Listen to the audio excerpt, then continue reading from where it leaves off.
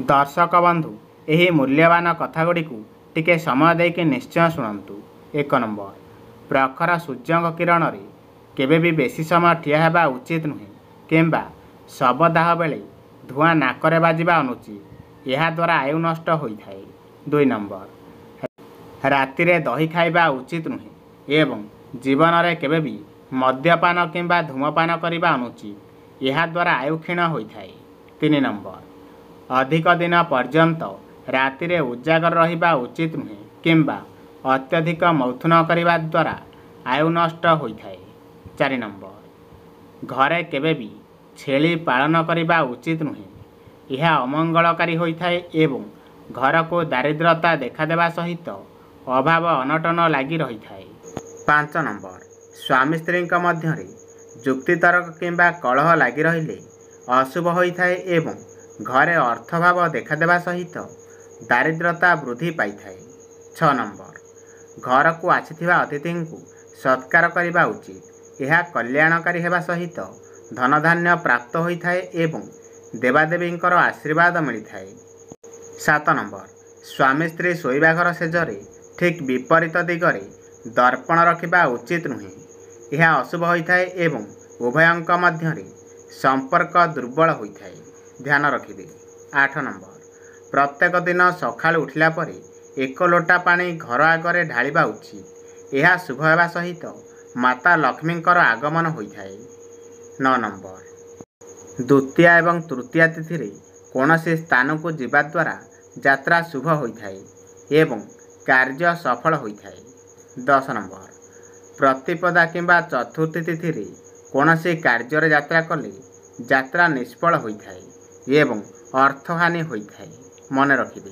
11 number, पंचमी एवं सप्तमी तिथि रे कौनसी शुभ कार्य जीवा द्वारा सर्वशुभ होता है एवं अर्थ प्राप्ति होता है। 12 नंबर, षष्ठी एवं अष्टमी तिथि रे कार्य बाहर को गले अशुभ होता है एवं दुख क्लेश बढ़िया सहित देहरे पीड़ा होता है। 13 नंबर, नवमी एवं एकादशी तिथि रे यात्रा कले यात्रा अशुभ होता है, ता सहित कार्य निष्फल मध्य हेबा सहित शरीर पीड़ा होता है।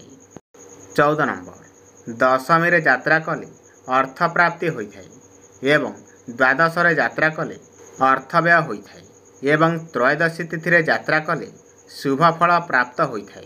15 नंबर, चतुर्दशी तिथि रे यात्रा कले मनांतर होता है एवं अमावास्या रे दुख वृद्धि एवं पूर्णिमा रे यात्रा कले सर्वशुभ होता है।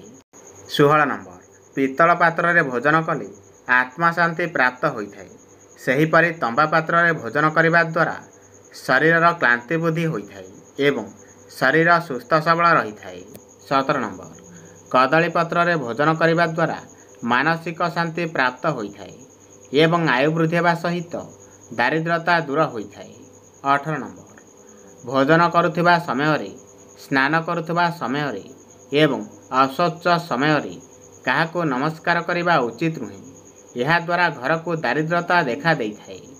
19 नंबर, एक हस्ते गुरु गुरुजन को ब्राह्मण एवं देवादेवी को केबे भी नमस्कार करने उचित नुहे, यह अशुभ होगा सहित अमंगलकारी होता है। 20 नंबर, बुधवार किंबा शुक्रवार दिन नख किंबा बाल काटिबा उचित, यह शुभ होता है एवं आयुष वृद्धि होगा सहित आत्मशक्ति वृद्धि पाई थाए।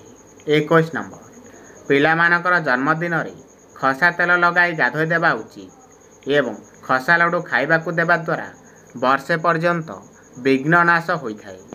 22 नंबर, शनिवार दिन लुहा जिनिस किଣା बिका करने उचित नुहे, यह अशुभ होता है एवं विभिन्न प्रकार क्षति होगा सहित घर को दारिद्रता वृद्धि होता है। 23 नंबर, गालरे केबे भी हाथ दे बसिबा उचित नुहे, यह द्वारा मुंड व्यथा होता है, खाद्य हजम हो न थाए, गोड़े जंत्रणा देखा दिए एवं मनरे दुश्चिंता वृद्धि होता है। 24 नंबर, बाछुरी सहित गाय को देवी सदृश पूजा कले माता लक्ष्मीकर कृपा लाभ होता है एवं घर धनधान्य परिपूर्ण होता है।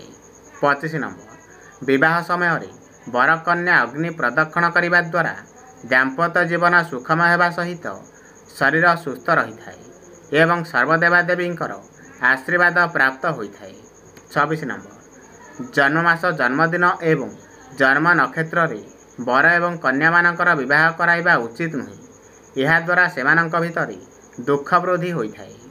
27 नंबर समान गोत्र रे केबे भी विवाह करने उचित नुहे। यह अशुभ होता है एवं वंशानुगत रोग होता है। 28 नंबर सुस्थ मनीष केबे भी दिन समय शोवा उचित नुहे। यह द्वारा पाचन शक्ति ह्रास होता है, आयु क्षीण होता है, अशांति एवं दारिद्रता वृद्धि होता है। मन रखिबे। 29 नंबर निज स्त्रीर निंदा केबे भी अन्य मानक पाखरे करबा उचित नुहे। यह अमंगलकारी होता है एवं अर्थ हानि देखादेवा सहित दुख कष्ट प्राप्त होता है।